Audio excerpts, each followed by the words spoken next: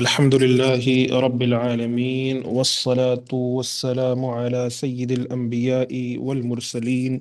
نبينا محمد وعلى آله وصحبه أجمعين أما بعد. نکاح، پھر خلا، پھر طلاق. ہم طلاق کے مسئلے پر پہنچے ہیں اور طلاق کی لغوی شرعی تعریفات پڑھی، پھر کچھ مسائل جانے کہ طلاق کب ہوتی ہے، کیوں دی جاتی ہے، اور پھر اس کے پیچھے کی ساری چیزیں تھوڑا بہت ہم نے سمجھا. آگے انشاءاللہ اور مسائل آئیں گے. آج جیسے میں نے ذکر کیا تھا پچھلے درس میں کہ یہودیوں اور عیسائیوں میں طلاق کا طریقہ کار کیا ہوتا ہے، اس کے تعلق سے کچھ باتیں ہم آپ کے سامنے رکھیں گے.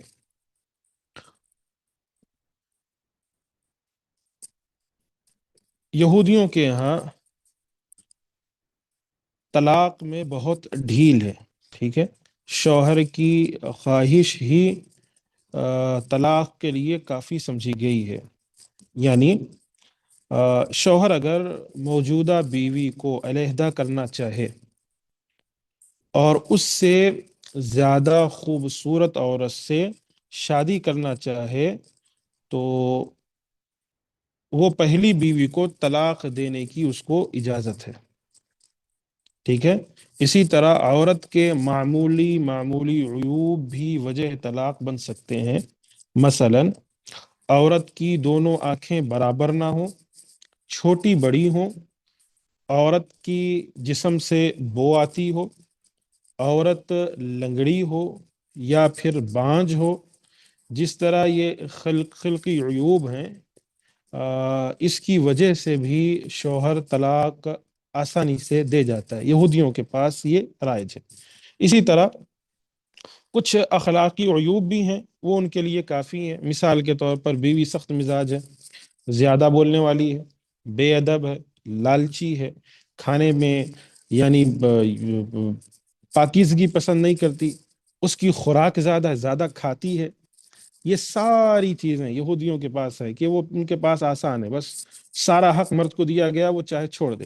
ٹھیک ہے، یہ تو بات تھی عورت کے عیوب کی. اگر مرد میں عیب ہو، خواہ ان کی تعداد لاکھوں میں ہی کیوں نہ ہو، یہود کے ہاں عورت پر ظلم کی یہ انتہا ہے کہ عورت کو طلاق کے مطالبے کا قطعاً کوئی حق نہیں ہے. سمجھ میں آیا مسئلہ؟ یعنی ایک عورت ہے،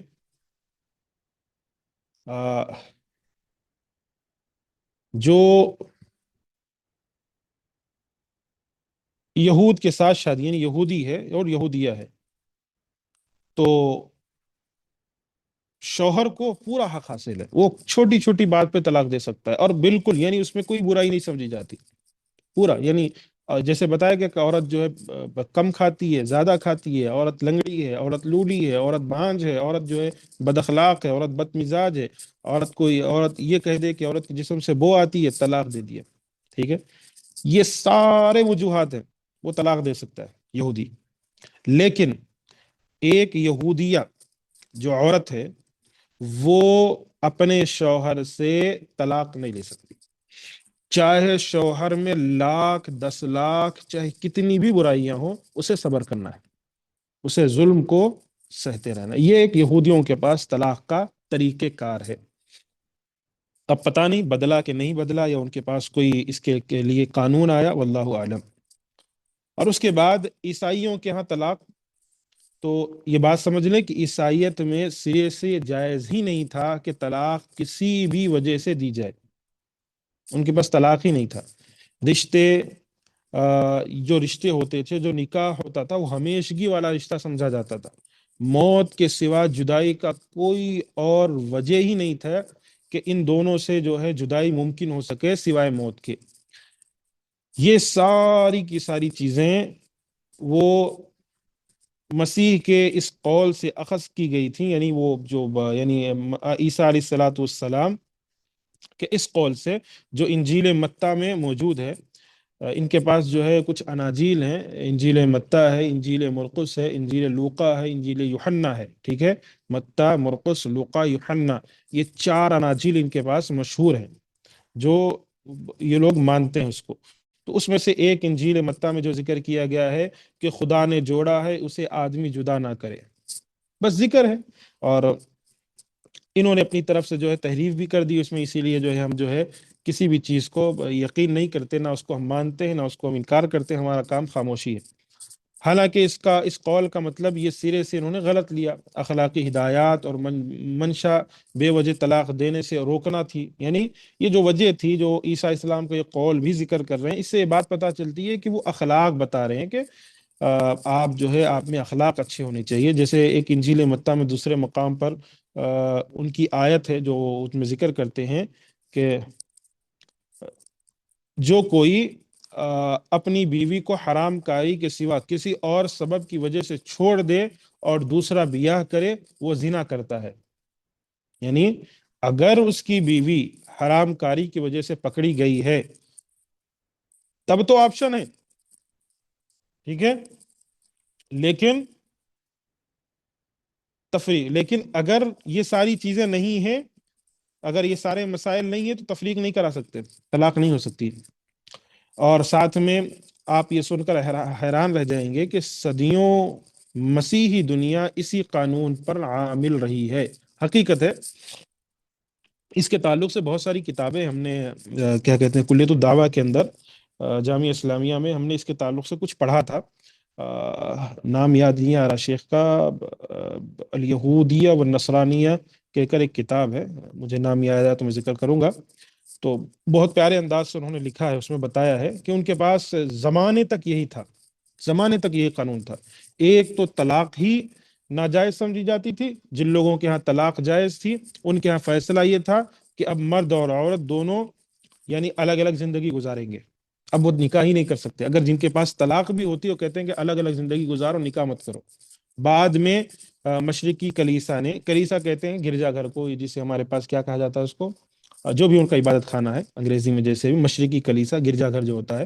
رشتے نکاح کو ختم کرنے کی کچھ صورتیں نکالی، ٹھیک ہے، بعد میں کچھ صورتیں نکلی، مگر مغربی مذہبی پیشواؤں نے انہیں تسلیم کرنے سے انکار کر دیا اور وہ کلیسا روم کی ہی فقہ پر عامل رہے، اور موت کے سوا کوئی دوسرا سبب اس رشتے کو منقطع نہیں کر سکتا تھا۔ تقریباً 1500 سال تک عیسائیوں کو کلیسا کے اس ظالمانہ اور جابرانہ قانون کی وجہ سے مصیبتوں میں مبتلا رہنا پڑا۔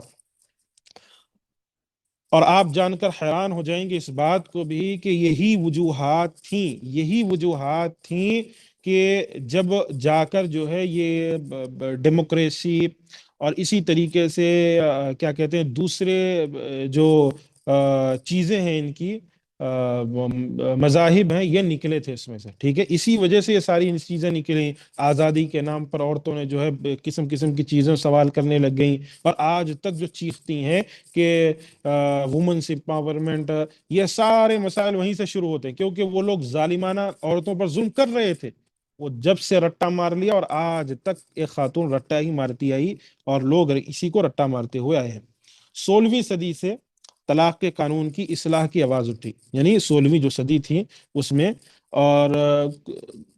نتیجے یعنی اٹھی مگر نتیجے کے اعتبار سے کچھ زیادہ یعنی نفع بخش ثابت نہیں ہوا۔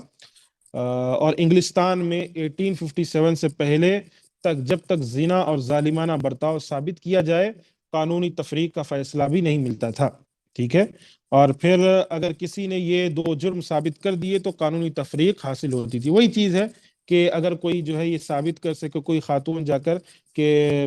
مجھ پر ظلم ہوتا ہے تو اسے جو ہے مل جاتا تھا قانونی طور پر تفریق، اور اگر شوہر جا کر یہ ثابت کرے کہ میری بیوی جو ہے زنا کرتی ہے تب کہیں جا کر اس کو ملتا ہے۔ پھر اس کے بعد ایک قانون آیا تقریباً 1866 میں کہ خطاکار شوہر پر مطلقہ عورت کے خرچے کا بوجھ بھی ڈال دے۔ 1866 میں یہ قانون آیا کہ اگر شوہر غلط ہے، خطاکار ہے، تو وہ عورت کی جو ہے طلاق کے بعد جتنے بھی خرچہ ہے وہی اٹھائے گا۔ پھر 1907 میں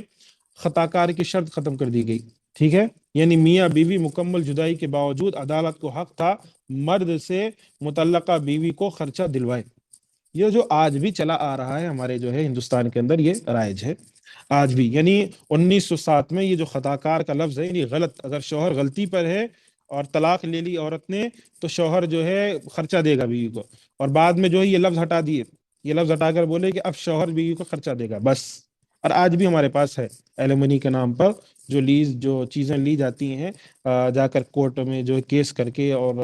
اس ذریعے سے جو ہے مرد کو ستایا جاتا ہے اور اس سے پیسے وصول کیے جاتے ہیں، یہ ساری چیزیں ہیں طلاق میں۔ اسلام، میں نے جیسے آپ کو شروع میں ذکر کیا کہ اسلام میں یہ ساری چیزیں ہرگز نہیں ہیں، ٹھیک ہے؟ اور علیحدگی ہو گئی، مسئلہ ختم ہو گیا، وہاں پر مسئلہ ختم ہو گیا، الا کہ بچے چھوٹے ہیں اور میاں بیوی کے درمیان کچھ طے ہو گیا کہ بچوں کے لیے جو اتنا خرچہ دوں گا، کوئی حرج کی بات نہیں ہے۔ لیکن بیوی اگر چاہے تو پورا خرچہ اپنے بچے کا اٹھائے گی وہ، اور یا تو پھر شوہر کے پاس دے دے اور شوہر جو ہے پورا خرچہ اپنے بچوں کو سنبھالے گا، رکھے گا، ٹھیک ہے؟ یہ ساری چیزیں ہمارے پاس، یہ چیزیں نہیں ہیں ہمارے پاس۔ ہے کہ شوہر اگر، بیوی اگر طلاق لیتی ہے تو تقریباً جو ہے کئی دفعہ تو 50% جائیداد میں، یا کئی دفعہ تو پورا کا پورا جو ہے جائیداد ہی غصب کر جاتی ہے۔ اور پھر 1895 میں طے کیا گیا کہ شوہر کے ظلم و جور کی وجہ سے اگر عورت گھر چھوڑ کر چلی جائے اور شوہر سے الگ کسی دوسری جگہ رہنا شروع کر دے، تو عدالت شوہر کو بیوی کے پاس جانے سے روک دے گی، مگر بیوی کو شوہر سے خرچہ دلائے گی۔ سمجھ رہے ہیں آپ؟ ظلم و ستم کی جو انتہا ہو رہی تھی یہی ہے کہ جب کوئی دین کو فالو نہیں کرتا نا، جب کوئی شریعت کو فالو نہیں کرتا، تو دیکھیے کتنے گڑبڑیاں ہو رہے ہیں۔ اگر انہوں نے اپنے مذہب کو صحیح طریقے سے رکھا ہوتا تو یہ مسائل نہیں آتے۔ ان کا مذہب خراب ہو چکا ہے، اب یہاں پر مسائل اٹھ رہے ہیں۔ پہلے یہ ہوا کہ عورت خطا کار ہے، اور 1895 میں جو ہے یہ آ گیا کہ اگر کوئی بیوی شوہر کو چھوڑ کر بھاگ گئی، چلی گئی، عورت جو ہے شوہر کو چھوڑ کر بھاگ گئی، اور وہ اس لیے گئی کہ وہ جا کر جو ہے بتا دے کہ میرے اوپر جو ہے میرا شوہر ظلم کرتا تھا، تو وہ رہ سکتی ہے الگ، وہ الگ رہ سکتی ہے، اور شوہر اس کے قریب بھی نہیں جا سکتا، اس کے پاس نہیں جا سکتا۔ لیکن عدالت کو یہ حق حاصل تھا کہ وہ عورت جائے اور یہ کہے کہ مجھے میرے شوہر سے خرچہ چاہیے، اور وہ خرچہ دلاتی ہے۔ اسی قانون میں بھی یہ طے کیا گیا، عورت اگر شوہر کی بے پرواہی اور بدسلوکی کی وجہ سے زنا کی مرتکب ہوئی اور شوہر نے بیوی پر مقدمہ کر کے طلاق کا مطالبہ کیا، تو عدالت شوہر کے مقدمے کو خارج کر دے گی۔ سمجھ رہے آپ مسئلہ؟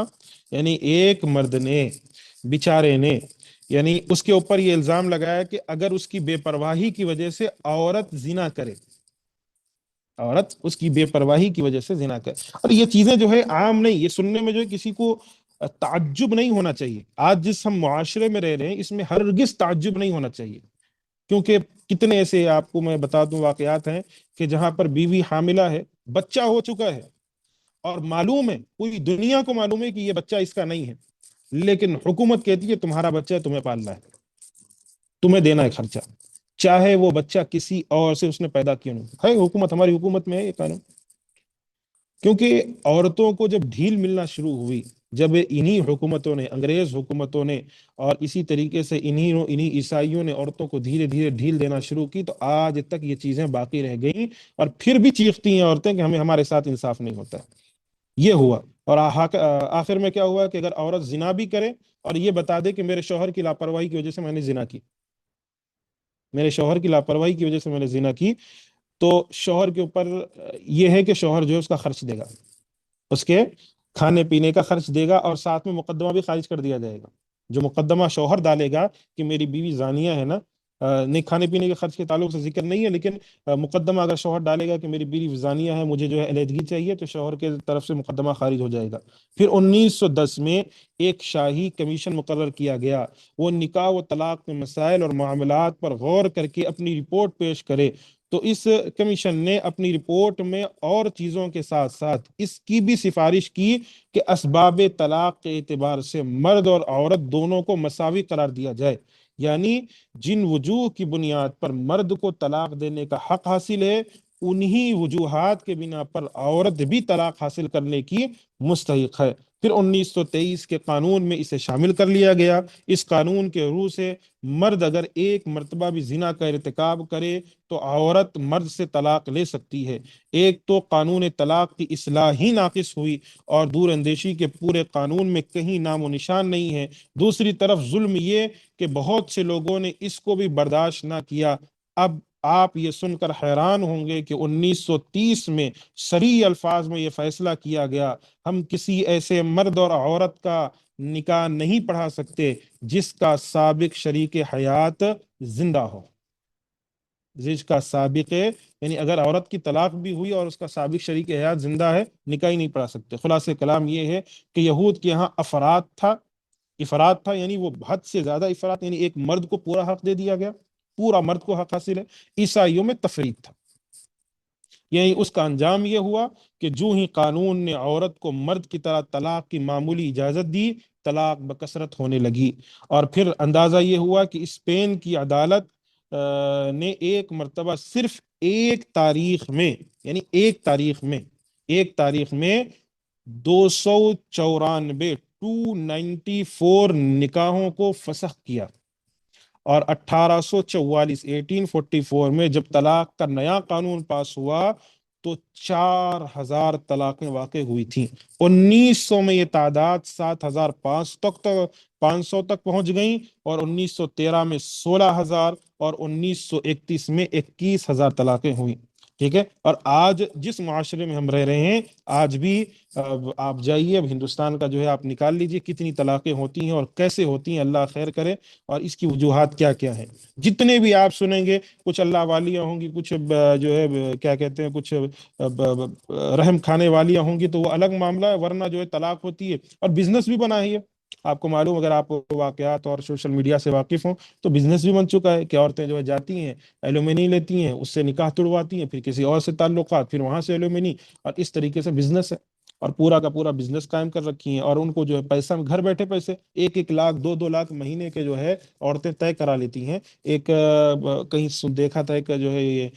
یہ جو آپ کے لائف چلتا ہے، کئی دفعہ جو ہے ویڈیوز آتے ہیں، غالباً وہ صحیح ہوتے ہیں، جو حکومت کے طرف سے، جج کی طرف سے، وہاں پر ایک بیچارے جو ہے شوہر کو جو ہے ایک خاتون مطالبہ کر رہی کہ مجھے 30 لاکھ روپے چاہیے۔ وہ بیچارہ کہہ رہا ہے کہ میں قرضہ لے کر تمہیں جو ہے پچھلی بار ایلومینی دیا تھا، اب جو ہے تم 30 لاکھ کا مطالبہ کر رہی ہو، یعنی قرضہ لے کر دیا تھا، وہ کہہ رہا ہے میرے پاس کچھ نہیں ہے۔ ٹھیک ہے، تو یہ معاملات ہیں۔ پھر یہ ساری چیزیں ہوئیں، اور اس کے بعد طلاق اور تفریق کے واقعات بڑھتے جا رہے تھے۔ اگر یہی حالت رہی جیسے کہ امید ہے، تو غالباً ملک کے اکثر حصوں میں جتنی شادی کے لائسنس دیے جائیں گے، اتنے ہی طلاق کے مقدمے پیش ہوں گے۔ عام لڑکیوں کے خیالات کی ترجمانی یوں کرتا ہے، یعنی ایک جج تھا، اس کا نام تقریباً کچھ LND یا کچھ ایسی ہے، جو بھی ان کو کہتے ہیں، اللہ خیر کرے، ان کے نام نہیں آتے پڑھنے،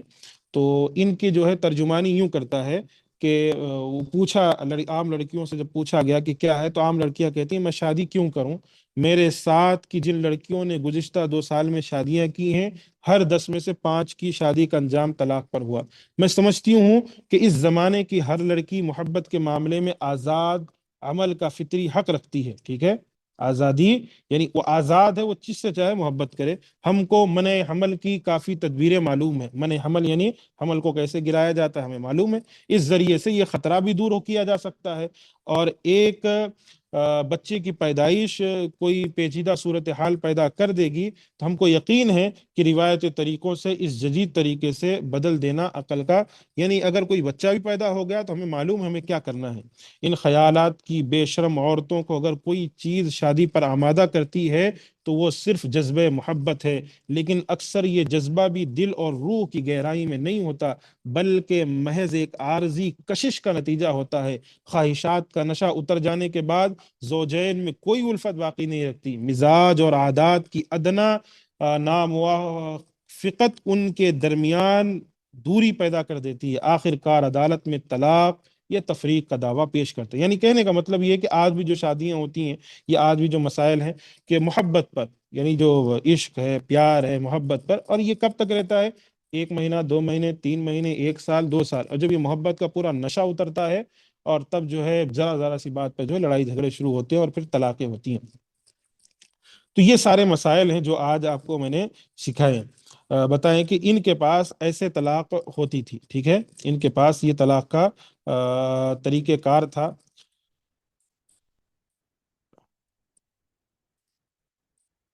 اور پھر ایک اور مسئلہ ہے جو اللہ عالم انگریزی میں ہے، انگریزی میں چیز لکھی گئی ہے جسے اردو میں کہا جاتا ہے آزمائشی نکاح۔ یعنی طلاق و تفریق کے جب کثرت سے واقعات بڑھنے لگے تو کمیشنیٹ میرج یعنی آزمائشی نکاح کو رواج دیا گیا، مگر یہ علاج اصل سے بدتر ہے۔ آزمائشی نکاح کا معنی یہ ہے کہ مرد اور عورت پرانے فیشن کی شادی کیے بغیر کچھ عرصہ تک باہم مل کر رہیں گے۔ آج کل میرے خیال سے یہ چیز جو ہے وہ کیا ہے، وہ اللہ خیر کرے، نام یاد نہیں آ رہا، وہ جو مل کر رہتے ہیں اور سارا کچھ وہی چیز ہے۔ اگر اس یکجائی میں دل سے دل مل جائے تو شادی کر لیں، ورنہ دونوں الگ ہو کر کہیں اور قسمت آزمائی کریں، ٹھیک ہے۔ اور دوران آزمائش دونوں کو اولاد پیدا کرنے سے پرہیز کرنا لازمی ہے، کیونکہ بچے کی پیدائش کے بعد ان کو باضابطہ نکاح کرنا پڑے گا۔ یہ وہی چیز ہے جس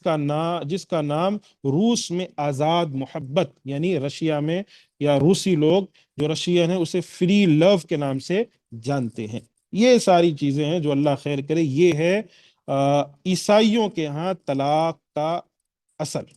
ٹھیک ہے۔ امید ہے آپ کو سمجھ میں آیا ہوگا کسی طریقے سے، جتنی کوشش ہوئی میں نے آپ کو سمجھانے کی کوشش کی ہے۔ جو چیزیں تھیں کہ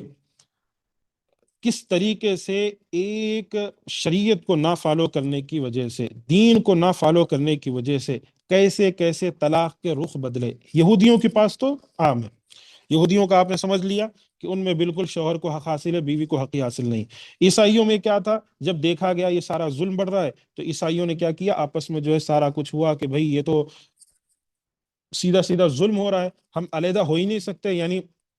مرنا اور جینا ہمارا ایک ساتھ۔ جیسے ہندوؤں میں بھی ہے نا، ہندوؤں میں بھی ہوتا ہے کہ جو نکاح ہو جاتا ہے تو بھائی زندگی اور مرن سب تمہارا جو ہے تمہارے شوہر کے ساتھ ہے، لیکن بعد میں جو ہے آج کل جو ہے ہندوؤں میں بھی قانون آیا ہے، ورنہ اس سے پہلے نہیں تھا۔ اس سے پہلے ایک ستی جسے کہا جاتا ہے، یا اس لفظ کا کوئی چیز تھی کہ جس میں یہ تھا کہ اگر شوہر وفات پا جائے تو بیوی بھی جو ہے اسی آگ میں، یعنی شوہر جس آگ میں شوہر کو جلایا جاتا ہے اسی آگ میں بیوی کود جاتی، اور بیوی کو بھی اسی میں جو ہے جلا کر راکھ کر دیا جاتا۔ بعد میں ایک ہندو بادشاہ یا کسی بادشاہ نے آ کر اس کو ختم کیا تھا، اس مسئلے کو، اس چیز کو ختم کیا، جو کہ دھیرے دھیرے کر کے ختم ہوا تھا۔ اور آج بھی طلاق کی جو ہے لوگوں کے پاس وہ نہیں، آج ہے کورٹ وغیرہ میں جو ہے ان کو آپشن مل چکا ہے ہندوؤں کو، لیکن ان کے اپنی جو چیزیں اس میں جو ہے طلاق کا آپشن یہ لوگ نہیں رکھے ہیں۔ تو یہ چیزیں ہوتی ہیں، یہ چیزیں معاشرے میں پیدا ہوتی ہیں، ہندوؤں میں بھی ہیں۔ اور پھر جہاں عیسائیوں کا تعلق ہے تو عیسائیوں میں بھی یہ چیز موجود تھی، اور پھر دھیرے دھیرے، اور میں نے جیسے آپ کو بتلایا کہ اس کی وجہ سے نئے نئی چیزیں جو ہے زمانے میں پنپی ہیں، نئے نئے کیا کہتے ہیں، جیسے بتایا گیا کہ فری لو ہے، پھر لیونگ ریلیشن شپ ہے، اور پھر اسی طریقے سے جیسے آزمائشی نکاح کہا جاتا ہے وہ ہے۔ یہ ساری چیزیں وقت کے ساتھ، کیونکہ شریعت کو فالو نہیں کیا گیا، کوئی ایک قانون نہیں تھا، اس کی وجہ سے یہ ساری چیزیں تبدیل ہوتی گئیں، اور ہوتے ہوتے ہوتے ہوتے اس انجام کو پہنچی کہ آخر میں نہ عورت شادی کرنا چاہتی ہے نہ مرد شادی کرنا چاہتا ہے، ٹھیک ہے۔ تو یہ طریقہ کار تھا کہ شروع میں جو ظلم ہوا، ظلم سے بچنے کے لیے قانون لایا گیا کہ بھئی عورتوں اور مردوں پر ظلم ہو رہا ہے، خصوصاً عورتوں پر ظلم ہو رہا ہے کیونکہ مرد ظلم کر رہے ہیں، تو عورت کے لیے قانون لگا، اور اتنا ڈھیل دیا گیا کہ حد سے زیادہ، کہ عورت چاہے تو اپنے شوہر سے جو ہے جتنا پیسہ چاہے لے لے اور خرچہ، اور ساتھ میں زنا بھی کرے تو کوئی اسے پکڑنے والا نہیں ہے۔ پھر بعد میں دیکھا گیا کہ نہیں، دونوں کو برابر حصہ دینا چاہیے، برابر حق دیا گیا، برابر حق دیا گیا تو ہوا کیا، سیدھا ایک ساتھ طلاق پہ طلاقیں ہونے لگی۔ جب طلاق پہ طلاق ہونے لگی تو پھر ایک نئی چیز لائی گئی، جسے روسی میں، رشیا میں جو فری لو کے نام سے انہوں نے مشہور کر دیا، اور دوسرے مقامات پر جو ہے یہ الگ الگ چیزوں سے، الگ الگ انداز سے لوگ رہنے لگے، اور پھر کہتے ہیں کہ ہم میچ نہیں ہو رہا ہے، ہمارا دل نہیں مل رہا ہے، ٹھیک ہے۔ ہم جو ہے یعنی جب تک اپنے آپ کو نہیں سمجھ پائیں گے ہم شادی کیسے کریں گے، اور یہ نشہ اور یہ فتنہ اور یہ خرابی، یہ ہماری بہنوں پر بھی آ گیا، مسلمان جو بہنیں ہیں، مسلمان جو ہمارے نوجوان ہیں، ان کے ذہنوں پر بھی یہی فتنہ چھا گیا۔ اب ان کے اندر بھی آج بھی جو خواتین سوال کرتی ہیں وہ یہ کہ شیخ ہمیں معلوم ہی نہیں ہے وہ کیسے ہیں، تو ہم کیسے شادی کریں؟ ہمیں، یا پھر کوئی مرد کہتا ہے کہ ہمیں معلوم نہیں ہے، تو کیا اب اس کے لیے آپ کو جو ہے کیا کہتے ہیں لیونگ ریلیشن شپ کا جو ہے آپ کو جواز کا فتویٰ دے دیں؟ کیا آپ رہ سکتے ہیں؟ نہیں۔ اخلاق کیسے معلوم کیے جائیں گے؟ اخلاق والدین، ان کے جو گھر والوں سے بات چیت کے ذریعے واضح ہو جائے گا۔ اخلاق کیسے؟ پڑوسیوں سے پوچھا جائے گا، جہاں وہ پڑھتی تھی ان کے پاس جا کر سوال کیا جائے گا، جس استاذ کے پاس وہ پڑھتی تھی اس استاذ سے پوچھا جائے گا، جس اسکول میں پڑھتی تھی وہاں پوچھ لیا جائے گا کہ بھئی بچی آتی تھی، اس کے اخلاق کیسے تھے بتا دیں۔ ٹھیک ہے، اخلاق ایسے طے کیے جائیں گے، اور اس کے باوجود شادی کے بعد اگر کچھ اونچ نیچ ہو جائے تو الگ معاملہ ہے۔ ٹھیک ہے، تو یہ چیزیں ہوتی ہیں، یہ معاشرے میں یہ چیزیں، اور اس کا اثر اسلام پر بھی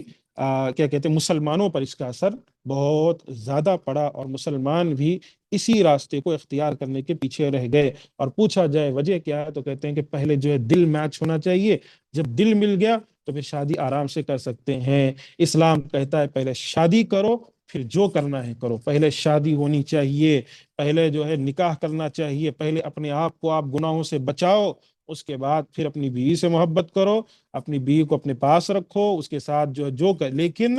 نکاح ضروری ہے۔ نکاح سے پہلے یہ جو سارے معاملات ہیں یہ حرام ہے، یہ جائز نہیں ہے، شریعت اس کو منع کرتی ہے۔ اللہ حفاظت فرمائے۔ یہی ساری چیزیں ہیں جو ہمارے معاشرے کو تباہ کرتی ہیں۔ آج ہم نے یہ ساری چیزیں سیکھی ہیں۔ پھر ہندوؤں میں بھی جو چیزیں ہیں وہ بتانے کی ضرورت نہیں ہے، ہم اسی ملک میں رہ رہے ہیں، تو مجھے امید ہے آپ کو اس تعلق سے خبر ہوگی۔ اور اگر پڑوسی وغیرہ مطلب آپس میں جو ہے اگر ہندوانہ جو کیا کہتے ہیں پڑوس وغیرہ میں ہندو ہیں، تو آرام سے یہ ساری چیزوں کی خبر رہتی ہے۔ تو یہ ساری چیزیں ہیں۔ اب ہم یہاں پر آتے ہیں، ہمیں پڑھنا تھا حکمت، پہلے مشروعیت الطلاق۔ ٹھیک ہے، مشروعیت الطلاق،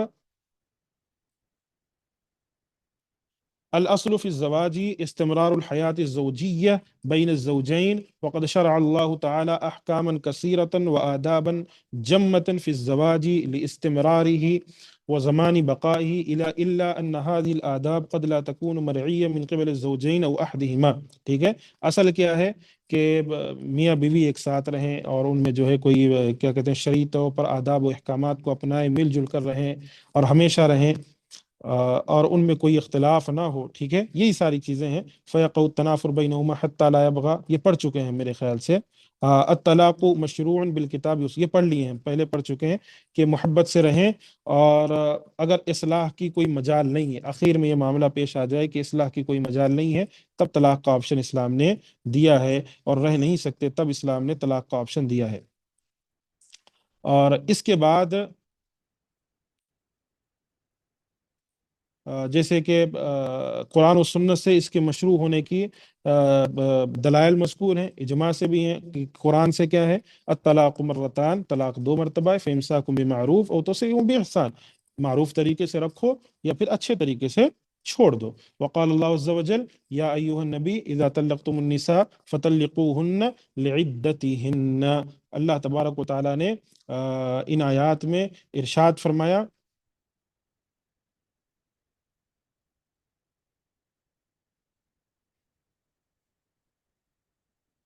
کہ اے نبی، اپنی امت سے کہو کہ جب تم اپنی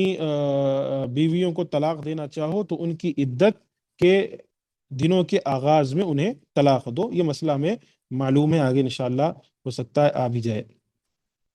پھر آگے سنت سے کیا ہے، حدیث ابن عمر رضی اللہ عنہ انہ طلق امرأتہ، انہوں نے اپنی ایک خاتون کو طلاق دی، عبداللہ بن عمر نے، وہی حائض، وہ حائضہ تھیں۔ تو فقال نبی صلی اللہ علیہ وسلم لعمر، اللہ کے رسول صلی اللہ علیہ وسلم نے عمر رضی اللہ عنہ سے کہا کہ لیراجعها فإذا ظهرت فإن شاء فليطلقها، وأجمع العلماء الأمة على جواز الطلاق ومشروعيته۔ یہ مشہور حدیث ہے کہ عبداللہ بن عمر رضی اللہ عنہما نے اپنی بیوی کو حالت حیض میں طلاق دی۔ آپ صلی اللہ علیہ وسلم نے عمر رضی اللہ عنہ سے کہا کہ وہ اپنی بیوی سے، ان سے کہو کہ اپنی بیوی سے رجوع کر لیں اور اپنے نکاح میں رکھیں، ٹھیک ہے، یہاں تک کہ وہ پاک ہو جائے، حیض سے پاک ہو جائے، پھر اس کے بعد اگر چاہے تو طلاق دے دیں۔ اور طلاق کے جواز اور اس کی مشروعیت پر علماء کا اجماع ہے، ٹھیک ہے، علماء کا اس بات پر اجماع ہے کہ طلاق جائز ہے، مشروع ہے، دیا جا سکتا ہے، اس پر اہل علم کا اجماع ہے۔ حکمت مشروعیتی، حکمت کیا ہے؟ شرع الطلاق لأن فيه حلا للمشکلات الزوجیہ عند الحاجت الیہ۔ طلاق مشروع ہے کیونکہ یہ ایک حل ہے جو میاں بیوی کے درمیان جو مشکلات ہوتے ہیں اس کے لیے، ٹھیک ہے، حاجت کے درمیان، یعنی جب حاجت ہو، ضرورت ہو، اس وقت یہ ایک حل ہے، اس کے ذریعے سے بچا جا سکتا ہے، علیحدگی کی جا سکتی ہے، وہ بھی خاصۃ عند عدم الوفاقی، اور خاص طور پر جب اتفاق کی صورت کوئی پیدا نہ ہو، ٹھیک ہے، جب اتفاق کی صورت کوئی پیدا نہ ہو، وہ حلول البغضاء التي لا يتمكن الزوجان معها من اقامت حدود اللہ، اور پھر نفرت ایسی پیدا ہو جائے، یعنی بغض و نفرت میاں بیوی کے درمیان اس حد تک پہنچ چکی ہو کہ وہ اللہ کے حدود کو پورا نہیں کر سکتے، ٹھیک ہے، اللہ کے حدود کی پاسداری نہیں کر سکتے، اس کی حفاظت نہیں کر سکتے، یعنی ان کو معلوم ہو جائے کہ وہ ایک دوسرے کے حقوق کو پورا نہیں کر پا رہے ہیں، کہ شوہر جو ہے اپنی بیوی کے حقوق نہیں پورا کر سکے گا، یا بیوی جو ہے اپنے شوہر کے حقوق نہیں پورا کر سکیں گی، کیونکہ یہ اتفاقی اور اختلاف اور لڑائی جھگڑے اور غصہ اتنا زیادہ ہو چکا ہے آپس میں کہ اب علیحدگی کے سوا کوئی اور صورت نہیں ہے۔ واستمرار الحیات الزوجیہ وهو بذلك من محاسن الدین الاسلامی، ٹھیک ہے، تو ازواجی زندگی کا آگے بڑھنا محال ہو جائے، یعنی نہ ہو جائے، تو پھر اسلام نے طلاق کا حکم دیا ہے، جو